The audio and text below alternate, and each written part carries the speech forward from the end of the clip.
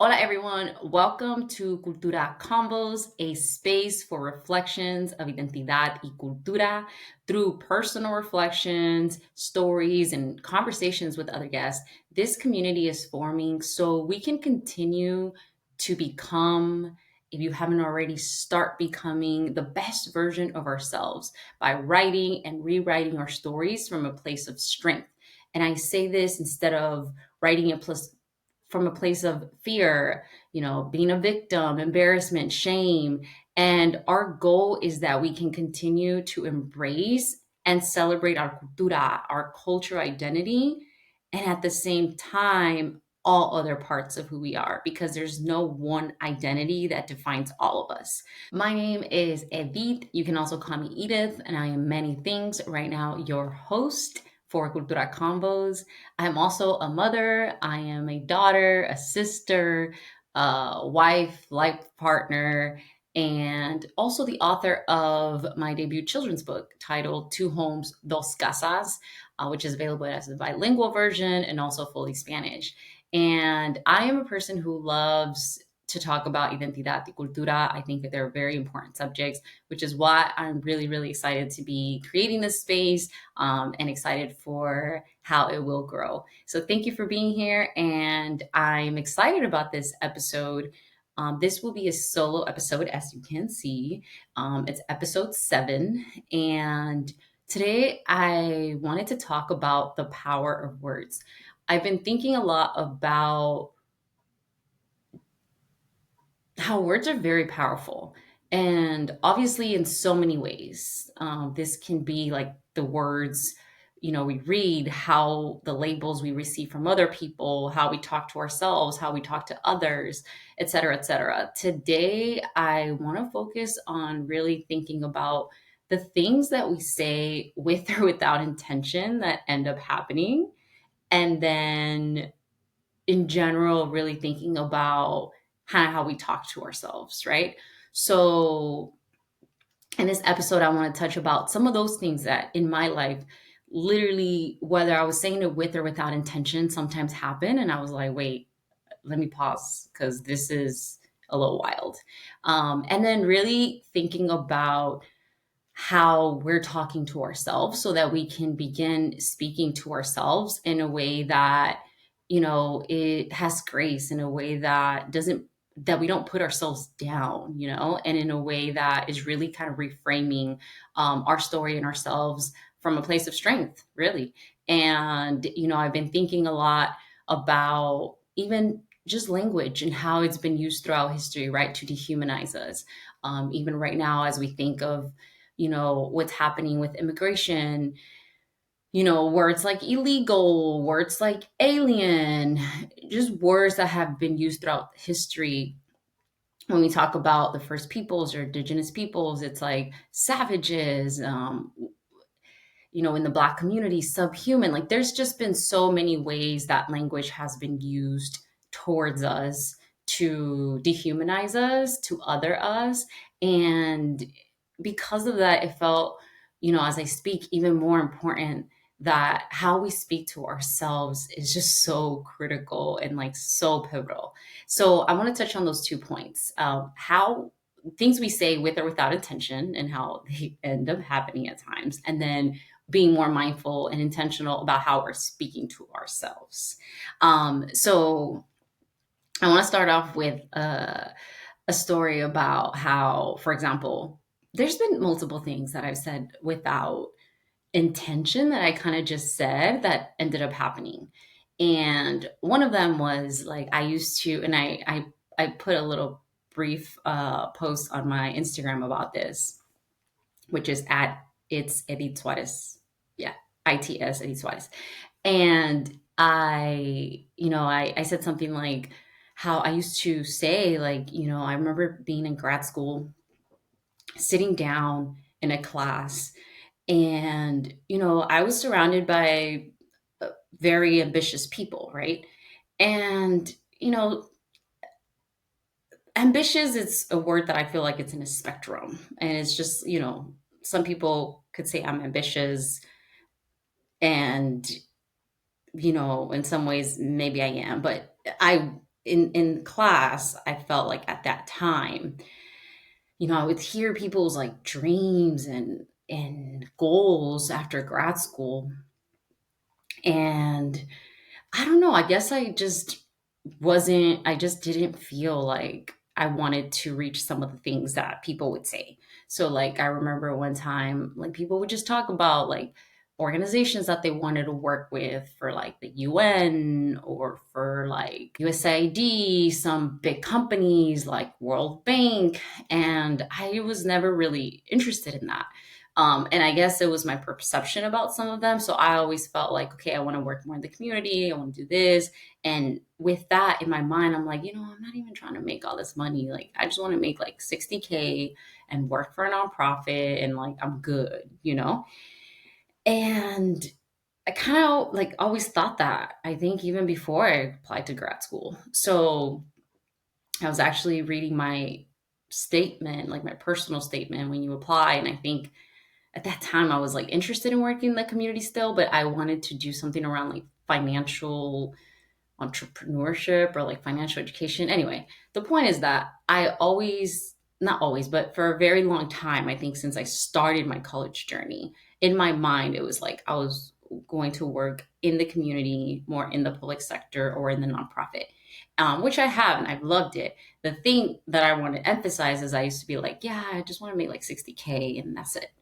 And with that 60K in my mind, I'm going to like save all this money. I'm going to help my parents retire. I'm going to help my parents out. Clearly, I didn't really realize that 60K can only go so far, especially when you count after taxes, right? So when one of my jobs at a grad school, I think I was getting paid like 59,500 or something like that. And I remember thinking one day, like, dang, like, I kind of always said, I, you know, I kind of said this, like, oh yeah, I'm okay with 60. Cause I think at some point I was like, uh, wanting a raise and I asked for a raise and I did not get it. And I remember thinking like, dang, I asked like I spoke this into existence. Like I said I wanted, just a nonprofit job where I was making 60K and I loved my job. I was working in this organization working with youth, specifically youth that were coming from Latin America into the US. So I loved what I did. It was just, I started realizing like, I'm basically directing this program. It's a brand new program. It was a multi-million dollar contract. So I knew that I added a lot of value and I asked for a raise and I didn't get it. But I was thinking like, wow, I asked for this. And and yeah, in that moment I remember thinking like, just pausing a bit like, wow, I said this and now I got it. And it's not necessarily what I thought. But, at a much younger age, I thought 60K was a lot of money. That's what I thought. And, you know, now I've been working on my relationship with money and I feel like the number, like money is one of those things that it really goes back to defining the life for yourself. What you want, what lifestyle you want, what work you want to do, what like for me it's like even with this podcast, like the things that I talk about, ultimately it's like it's my reflection and it can maybe help you with your own reflection. At the end of the day though, I'm all about creating a life based on the values that align with you and what's going to make you happy. And I feel like money is one of those things. Some people might be like, oh, 60K, that ain't that bad. For me, I realized, wait a minute, I got to bump it up a bit. Well, actually, let me be clear. I need to bump it up and figure out the number that works for me. So that's one example. And then adding to that with the money, clearly, it's interesting because I've been reflective for a while. And at the same time, I think money was one of those things that I really was not talking about until like the last 5 years, like talking about meaning like in my own life and maybe with friends or my sister and things like that. But I used to also be like, I want to like, I don't mind like, no, this is what I would say to myself, like, oh, you know what? Like, I want to be that person that has like money in the bank, but like people wouldn't know because I'm like driving like a shitty car, you know? And for me, that also became true. And I don't want to say shitty car because I had a Suzuki 2008 that one of my best friends sold me. And I love that car.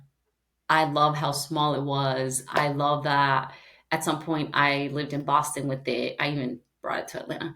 I lived in Boston with it and it would fit in a lot of places. So while people were like trying to find parking, like I could find parking. So there was so many things I loved about my Suzuki, and I wouldn't still drive it, but I'm saying like I loved it when I had it.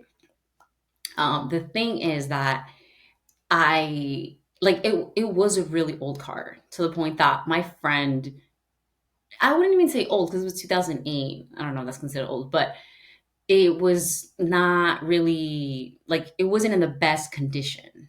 And my friend knew that, right? So when I think she was even a little bit nervous to sell it to me because it's like dude, I don't know, like I wanted to make sure it would last you. I didn't even know how long it would last anymore. And for me at that time, I was living in Boston. I was biking a lot. And, I kind of was like, you know what? I don't mind having a car. Like biking in the city and the train, it's pretty simple. But I was like, I think I want to have a car. So I said, I'll buy it from you. She sold it to me for like $1,000. So I was like, the way, the way I made my choice was like, don't trip. As long as this car lasts me for like 6 months, which is what I think I was going to be in Boston for, like, it's worth it because I don't have to like ride my bike. I don't have to take the train. It'll like for me, it's worth it. I'll pay that to have transportation for the next 6 months. Well, that car ended up lasting me a while, like way more than 6 months, because I even brought it to Atlanta. The thing is that at some point, I was like, so I bring this car to Georgia, and first we lived in Marietta, and then at some point, so we bring the car to Atlanta, the Suzuki, at some point I realized, like I do need a new car. Like it's getting kind of like old. I don't know if I trust driving it all around, all that. And Marcel's mom was getting rid of her Mini Cooper. Marcel's my life partner. I'm really calling him husband nowadays because that feels just more aligned. Yeah, he's like my husband. Anyway, so his mom was selling a car. He's kind of like, Edith, I don't think you should buy that car because it's kind of been like a lemon. And I'm like, it's all good. Like, I will take the risk. I'll pay 2,000 for it. I'll like, you know, like I don't want to buy a brand new car. I'll just like buy that car. And I'm telling my cousin this, and I'm like, yeah, cousin, it's interesting because I was just thinking about it. Like, I spoke this into existence. I said I want to have some money in the bank, but still kind of have like a old car and this, and that. And I realized, no, like I do want a nicer car, like a reliable car, really. Like, and so I'm like gonna buy Marcel's mom's car. And, I realized like this is what I was saying, but now like I'm changing my mind. And it's crazy that I just like said I want to change my mind because this opportunity came up. And so I ended up buying it. And I actually sent my cousin the picture of my car. She's like, what kind of car do you even drive? And I was like, oh, it's a Suzuki. And she's like, I don't even know what that car is. And I sent her, and she actually said it was a Karen car, which I don't know. I had thought about that. But anyway, that's what she called it. She's like, I cannot see you driving that car. But yeah, it was my car. I really liked it. And um, I'm saying this story because one, I paused again. I was like, oh my gosh, I said this and it happened. It became a thing. And then even when I changed my mind that I did want something else, the opportunity came. Now, Marcel was right. I think the car lasted me like a couple months, and then it broke down and it just stopped working forever. I think they told me it would be like 8,000 to fix, and it just wasn't worth it. So that was that. I Yeah, so that was that. I ended up eventually having to buy a new car, but It was just another moment that I paused, like, and I kind of laughed a little bit. And even thinking about, like our identity, our cultura, I've reflected on this, and a big part of why I like there's a few things with the situation around, like, I just want to make like 60K and that's it. It's because, and like every part of our identity, I think these are like lifelong journeys, and that's why I think this conversation is like really important because, when I say write and rewrite our story from a place of strength, I always emphasize on the rewrite because the more we learn, the more experiences we have in life, like we're going to change, we're going to pivot, we're gonna start thinking about certain things different. Our perception of life might change, so for me, at that time, going back, like I said, to our identidad de cultura, I think I was really like, I've been working on my relationship with money too, and I think for a long time, it's almost like, oh, I don't want to be rich because like that's a bad thing, and oh, I don't want to aim that high when it comes to like making all this money because like, I'm trying to help my community. I'm not trying to like just get rich doing quote unquote bad shit. And, you know, I've been reframing my relationship with money and seeing money as a tool, as energy, and yes, focusing on still making money in a way that aligns with my values, yet that doesn't necessarily mean like limit myself. And I think a lot of my relationship with money, going back to again the words we use, comes from like thinking money is bad. And even though I've worked on a lot of parts of myself, I think with money, really, it's been the past 5 years, diving more into that. So it's more like earlier stages than other parts of my identity. But I have thought a lot about the words that were used around money in my family, like, el dinero es para gastar. Cuando te mueres no te llevas nada. There's even that, like, what's that song? I need to look it up. Wait, let me look it up. Banda El Recodo. And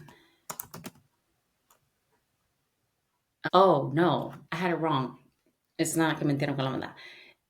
Yeah, that song, it's coming out as Antonio Aguilar. And, there's different people that have sung it.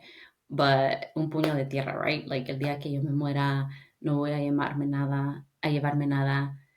And that was one of the themes, in my family, a bit of like, para que ahorra. Not both my mom and dad. It was like split. But still, like those are some of the things that I heard. So I think in some ways it was like having a lot of money or accumulating money was almost like a bad thing. And that's why I think there was a limiting part of me that was like, I don't want to be that. And then from the Suzuki, that thought process of like, I want to be this person, have money in the bank, but like nobody would know, or like, have like a, yeah, like a shitty car or like a bucket, like they used to call it back in the days. Um, it comes from, I think, this idea of like, you know, stay humble. Like, Edith, ya cuando sigas yendo a la escuela, no te vas a ser tan creída, le hablas a la gente. Um, Qué feo se ve una muchacha que después ya se cree. And so it's like really separating that, you know, let's say me wanting nice things or having nice things means that I'm being conceited. It's like I can have nice things and still stay true to my values.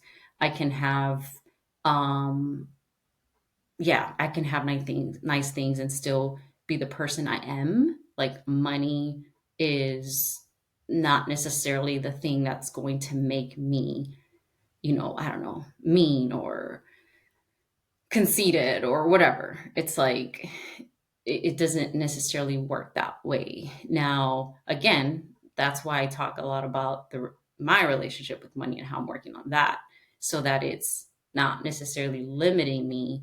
Um, yeah, it's an opportunity to amplify some of the things that I already am that are positive, whether that's the experiences I want to have, the experiences I want to give, etc. So so it's like the things we say usually have that underlying of where it comes from and why. And that's why I'm big on reflection, because sometimes, they're funny, or like some of them could be like simple, and then yet some of them are like, nah, they get kind of deep actually once you like dive in.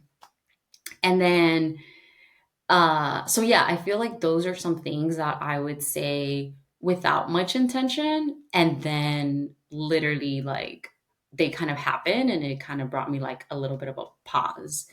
And then now I want to share another story, and again of me saying things like without much intention, that I also think it speaks to this power of like understanding that there's a lot of things we can control, and then there's a lot of things that we don't control. And I feel like that's where I'll constantly think of other energies of God, of a higher power, because there's things that happen that there is no way you or you and your community alone could have planned this the way it happened. And another thing I used to say was like, oh, I want to travel, like one day I want to travel a lot. I want to travel. And I think for a time I did think like, I grew up going to Mexico. I'm very grateful because my parents and my dad were like very, they tried to expose us to the things that they could, whether it was like a lot of local trips, like beyond Mexico, like, I don't know, to San Diego, to Ensenada, to Rosarito, to the mountains and the river. That was like a big one. Or even like Bakersfield, I talked about that in my first episode about my dad taking us to Bakersfield, where he used to work at one time. But all those things do accumulate to something positive and something that I cherish now. Hola. So I want to pause and talk to you a little bit about my book. So, as I said, I have a debut children's book. I don't, that word, debut. First children's book that I put out. And it's called Two Homes, Dos Casas, available as bilingual, 90% Spanish with English, with sprinkles of Spanish. And then Dos Casas, which is a fully Spanish and was very important to me to have too. So you can visit edithsuarez.com and purchase your copy.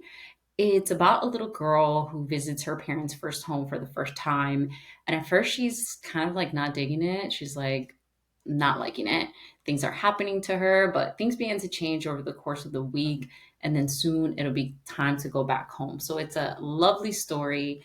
It has amazing, amazing illustrations. Thank you to Alejandra, who did those for me. And then, yeah, I'm really, really excited. So if you're interested, especially this time of season, to purchase some copies, head to edithsuarez.com. All right, thank you. So I always thought like I want to travel like other places, and obviously that changed over time, like where I want to go and the things I want to prioritize. But one thing that I did realize is like, one, I used to say like I want to travel, one day when I have quote unquote a lot of money, I want to travel. And something that I think about now is like, wow, like how, the world life works in these ways where when I went to Peace Corps, I was straight out of undergrad. I went to Peace Corps and lived there for 2 years. And it's probably one of the times in my life where I was making the least amount of money in the sense of, payment. Yet I actually traveled to 4 countries in those 2 years.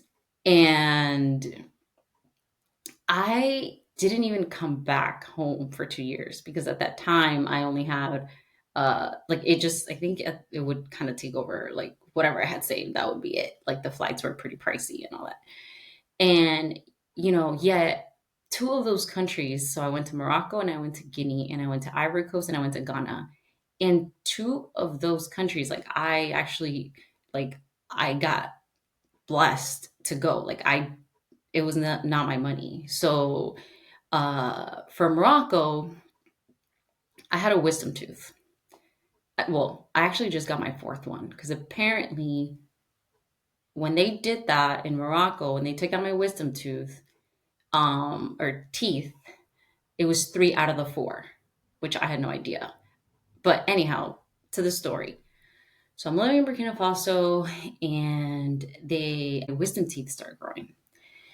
I go to the office to talk to the nurse in the one in Burkina Faso that is in charge for Peace Corps volunteers.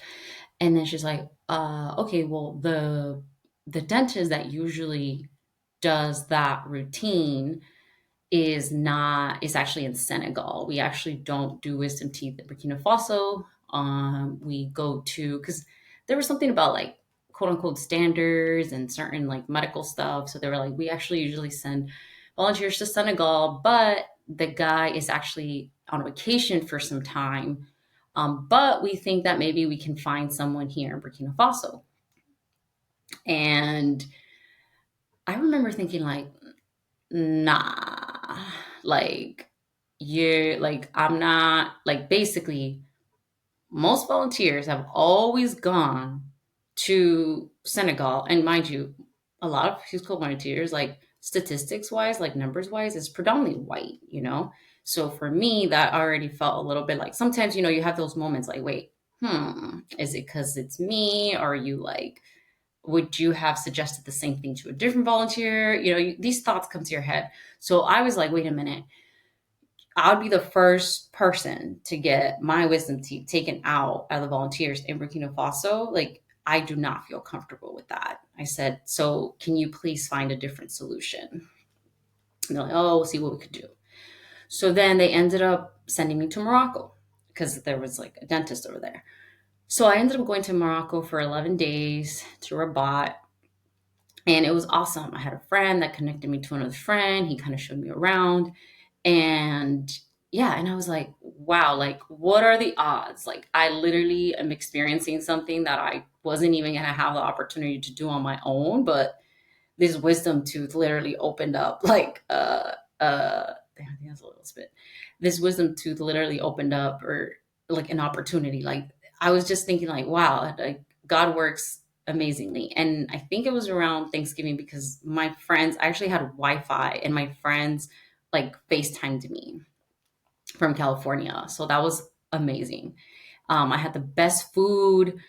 Um, like that's where I actually got put on like literally um smoothies, like putting avocado on smoothies because there was like so many smoothie spots in Rabat. Like I just realized like smoothies can make avocados can make your smoothie really, really delicious. I tried foods that I probably wouldn't remember the name at this time, but I also remember it was like the first time I saw like basically, how you have like the pastor. I got to do a little bit more research because I don't want to say facts that aren't true, but the pastor, the taquero, they literally had that, but we're selling them more kind of like torta style. And I was like, oh dang, like this is what fascinates me too about traveling and culture. You get to learn so much about how the cultures have been mixed just because of history and the way it's worked out, right? And so anyway, so that was like an awesome trip. And then Guinea, I literally got to go because there was going to be a youth entrepreneurship training, and my boss, my Peace Corps boss, was like, "Hey, Edith, I think you would be an excellent person to come." And I was a little bit like, mind you, at that time, I wasn't as like confident and like understood my worth and my value as much as I'm learning to now. So like I was like, oh wow, they're choosing me. But yeah, like so I got a chance to go to Guinea to take this training and then help teaching it back in the host country that we were in Burkina. And I share all this story because again, like in these 2 years, I got to go to more countries at that time in those 2 years with, funds that were the lowest they were probably in my life. And yet I used to say, I want to travel, I want to travel. And it didn't look anything like I thought. And it was a completely different country and is not with the countries I thought I was going to start with traveling. But I feel like that is the way life works. For me, I think when your why is very clear and you do things like, even though I wasn't going because I wanted to travel, I was going because I felt like, wow, like I'm very passionate about culture. I want to learn something new. I want to help the world, and that was my why of why I joined Peace Corps. And but the rest unfolded in a way that also allowed me, like in the moment, I'm like, oh wow, like I'm actually doing something I said I was going to do, and I didn't even think I was going to do this young. Yeah, and it happened, and I shared that specific story because I think that one speaks to, there's a lot we can control and there's a lot we can't, and sometimes it works in ways that could feel in a season of more challenge in our life, and then sometimes it works in ways that it's like, wow, like this is beautiful, this is amazing, like thank you God, like there's no way I could have made this exact thing happen. So I think for me that story is like a reminder to trust the process, and also to know like it's not just you, there's more. So that's why I wanted to share that story. And then the final story I want to share is more now that I am more aware and trying to be intentional with the words that I use. So, even though I feel like as I reflected, words have been a big part of my life in the sense of like, even one of my top love languages is affirmations. And I think of my dad, like my dad used to give me and my sister and my um siblings like what you call it, quotes. Like he used to like come home with quotes, and like he'll put quotes in the fridge and stuff. Like the one I always remember is, if you don't plan, you plan to fail. So I feel like the more I think about it, it's been affirmations and words have been a big part. However, I hadn't been this aware and intentional with trying to change how I speak. And, you know, obviously with Amina, that's a whole nother layer that's opened up. But even before her, I would say like it's already been a journey for a while. And a few years ago now, probably 2 years ago, I was in my friend's house. She hosted like a women's circle, and we were in her house. It was like a bunch of women. It was like amazing. Some of us were sitting in the, couch. Some of us were sitting in the floor. And she's been living here for a really long time, so her house is like very nicely decorated. There's some like African, kind of like rooted in like African culture and diaspora and all that. So it's a very like peaceful scene, very powerful space. And the question was, as you get towards the end of the year, what is something that you want to focus on? And I said, you know this was probably around July, probably in the summer. I said, one thing I would want to focus on is really, first, is I decided I'm open to motherhood. So who knows? The next time I see y'all, I might be pregnant. And then two, I've been working on a book for a while. So I feel like this year I really want to just take it to the finish line. And then I created editsuarez.com, and I really want to start writing in my blog. So I feel like those three things are kind of all around in alignment of like, storytelling, and I want to focus on it. And my friend was like, oh, the three B's, baby, book, blog. And I was like, oh yeah, the three B's. And I mean, again, this was more intentional now. Like definitely what I wanted to do. So fast forward to now, this was 2023. So now all those things are accomplished. Well, the blog is a work in process or work in progress. Um, but I ended up coming back to one of the like women's circles, and literally, like, I was pregnant. I was pregnant. I had, successfully fundraised for my book.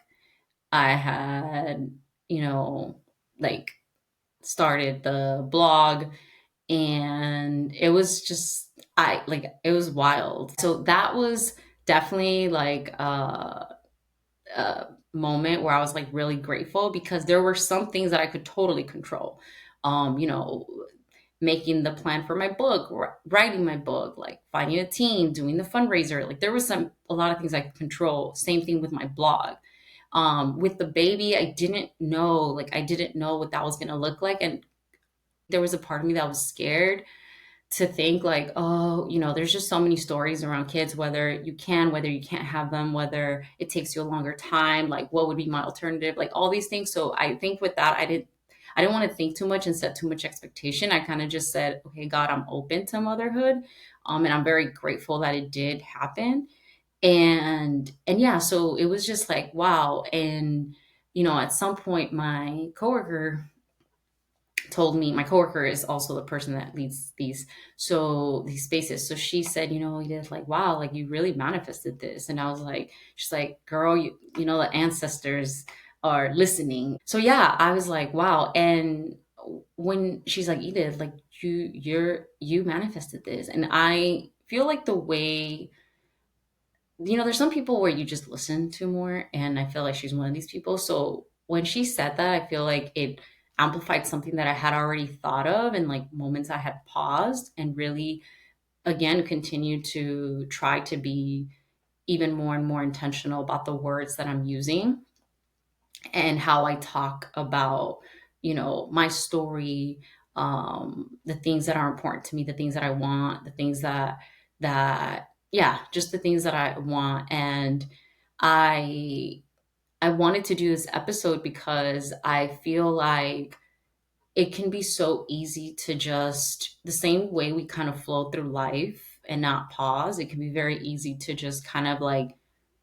talk a certain way or say things without really thinking of it. Like I think of now, like when I was a teen, there was that time where FML, like fuck my life, was like a thing that we always say, right? And those are some of the little changes that I feel like have had a big impact, where I just try to be mindful of the things that I'm telling, especially telling myself, which is how I wanted to start wrapping up this episode. That, there's things we say without intention that sometimes become a thing, and with intention that, also like, are powerful, because by setting the intention, our actions can follow, right?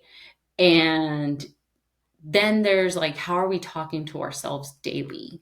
And for me, this is like a one that it's a little bit harder because we have so many thoughts throughout the day, right? Although I did read Toltec Way, where I have it here. She's the Susan Gregg, and the forward by Don Miguel Ruiz, which wrote, ¿cómo se dice? It looks like this, which wrote the Four Agreements. Now there's the Fifth Agreement too. But she talks about like literally like kind of pausing in the middle of the day and just think like, what was I thinking right now? Which I think could be helpful, because otherwise it's kind of hard. For me though, like one thing that I've noticed is how I talk to myself, like when I look at in the mirror or something, or like if I'm on FaceTime, like I'll be like, damn girl, you're looking kind of rough. And even that I'm trying to change, like, girl, you're looking good. Hey, beautiful, good morning. Things like that. Instead of like whatever goes to like, or that pimple or that eyebrow, because my eyebrows are kind of different, things like that. But anyhow, so the how we talk to ourselves is like super important. And all this comes with like awareness, right? So how I was saying on at the start of the episode that as I was thinking about the parts I wanted to focus on for this solo episode, I thought about how like how society just, whether it's schooling, teachers, people in government, people in power, like it's happening right now, who create these narratives about our communities and who we are and use languages that dehumanize us. Even more and more, it's like the power of the words that we use, especially how we speak to ourselves, is really critical because it could be so easy to internalize labels that other people put on us. And not even just, you know, people in government, people in power, or, teachers, society, history. It's like, like family or like friends or like, yeah, family is a big one of like really rejecting some of the labels that other people say to us and speaking to ourselves in a way that is loving, in a way that it's caring, and in a way that is more aligned to things that make us feel good and things that are going to get us closer to some of the things that we're trying to accomplish in life. uh, Ultimately, and I heard this yesterday actually in the Mel Robbins podcast where they were talking about, her guest was talking about the importance of like happiness is not a destination, it's how we are dealing with the experiences in the now, like throughout our journeys and different seasons, right? And, you know, yeah, so I'm saying that because I feel like if we talk to ourselves negatively, then it will make us feel, down, and it will make us feel bad. But so if we're learning to talk to ourselves in the ways that sometimes you don't think about, like you'll do something, you're like, oh shit, I'm so stupid. And it's like, no, like those little things kind of start eliminating them, because it's like word by word. And that's why, as I said in the beginning, like write and rewrite our story. Like being the more we're exposed to different things, experiences we have in our life, we really can learn to start, like, it's, one word at a time. I think this is a journey. It's not going to be all these things at once, because there's a lot of things that we're not even conscious about, until they come to the surface. We begin to change them. And that goes with a lot of parts of our story and a lot of parts of our culture and who we are. So I wanted to, just share that. And a few things that I have done that have helped me is, I said earlier, I'm big on affirmations. So I like to read affirmations out loud and create my own. I did have a coach one time who I've had a few coaches, and one of them did talk a lot about, sometimes you read these affirmations and you're kind of like, it's not really for you, or you might not think it makes a difference, which it is making a difference because it's like that repetition that's kind of, making it part of like the subconscious. But also like a big part of it is like writing your own. And that was like a big one, like write some of your own, like, yeah, look some up online, and also write some of your own. I actually think I put some affirmations in my indiesweaters.com. I need to check, but it was like downloaded for free. And then another big thing is like, if another way to kind of start is like note it. And this came specifically from Julian Gordon, which is one of the coaches I worked with, and he has like this great book called Rich and Righteous. Um, it was like the importance of like just listen to how you like listen to what follows when you say I am. So like, I'm so stupid. Like the I am and what follows could be really powerful. So that's another way to be like, oh, I noticed that. Because sometimes it's hard to notice the way we speak to ourselves. So those are like two ways to kind of start. And then the third thing I would say is, reflection.